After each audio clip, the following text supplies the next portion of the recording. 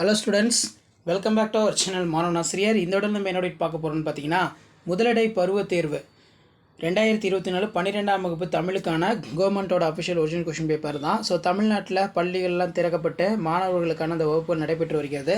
தற்போது வந்து பார்த்திங்கன்னா முதலடை பருவத் தேர்வு 2024க்கான டைம் டேபிள் வந்து பார்த்தீங்கன்னா பல்வேறு மாவட்டங்கள் வெளியிட்டாங்க. இது கவர்மெண்ட்டோட official original question paper 2024. So pattern பொறுத்த வரைக்கும் 50 மார்க் தான். இதில் கூட கொஷின் நல்லா படிச்சுட்டு போங்க.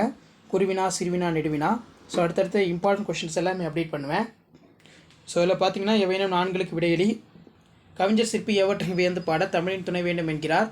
நகரம் பட்டை திட்டிய வெள்ளை வைரமாகிறது விளக்கம் தருக. புக்கில் தன்மனை சிறுகுறிப்பு வரைக. அதே மாதிரி இந்த எதிர்பாராத நிகழ்வுகள் ஜலாத்துவின் ரூமி எவ்வாறு உருவகப்படுத்துகிறார். ஸோ அது கீழே வந்து பார்த்தீங்கன்னா அணி இலக்கணத்தை மட்டும் கூறும் இலக்கண நூல்கள் யாவை. அதே மாதிரி 3x4 12 சங்க பாடல்களின் ஒளிக்காலம் ஒரு குறிப்பிடத்தக்க பண்பாகும் விளக்குக. ஏங்கொழி நீர் ஞாலத்து இருளகண்டும் இளஞ்சுற்றி பொருள் விளக்குக. வாடைக்காலத்தில் கோவலர்கள் எவ்வாறு பாதுகாப்பை தேடினர். மழை வெள்ள பாதிப்பிலிருந்து காத்துக்கொள்ளும் முன்னெச்சரிக்கை நடவடிக்கையினை குறிப்பிடுக. பொருள் வேற்றுமை அணியினை சான்றுடன் விளக்குக. அடுத்து வந்து பார்த்தீங்கன்னா நமக்கு ஓமை தொடர்களை சொற்சொடர்கள் அமைத்து எழுதுக.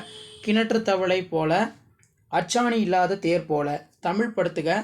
Biography, railway station. அதே மாதிரி பார்த்தீங்கன்னா ஏதேனும் ஒன்றனுக்கு பகுபத உறுப்பிலக்கணம். கழங்கி வந்து ஏதேனும் ஒன்றுக்கு உணர்ச்சி விதி தருக. வானமெல்லாம் பொது புயல்.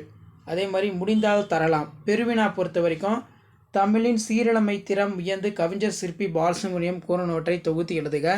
அடுத்து பார்த்தீங்கன்னா நெடுநெல் வாடையில் நக்கீரர் காட்டும் மழைக்கால வருணையினை சொல்லில் வடிக்க. பாரதியின் கடிதம் வாயிலாக நீங்கள் அறிந்து கொண்ட மொழி மற்றும் சமூகப்பற்று ஆகியவற்றை விவரிக்க. நெக்ஸ்ட் வந்து குடும்பம் என்னும் சிறிய அமைப்பிலிருந்து மனித சமுதாயம் என்னும் பரந்த அமைப்பை கட்டமைக்கப்படுகிறது எவ்வாறு.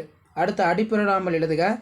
இதில் பார்த்தீங்கன்னா தண்டியலகரம் பாடல், குரல் என முடியும் திருக்குறள், அரிதி என முடியும் திருக்குறள். ஸோ இதான் வந்து பார்த்தீங்கன்னா 12ஆம் வகுப்பு தமிழ் முதலடை பொது தேர்வுக்கான கவர்மெண்ட்டோட அஃபிஷியல் ஒரிஜினல் கொஷின் பேப்பர். மறக்காத வீடியோ ஃப்ரெண்ட்ஸுக்கு ஷேர் பண்ணுங்கள். மாணவன் ஆசிரியர் சேனல் சப்ஸ்கிரைப் பண்ணுங்கள். தேங்க்யூ.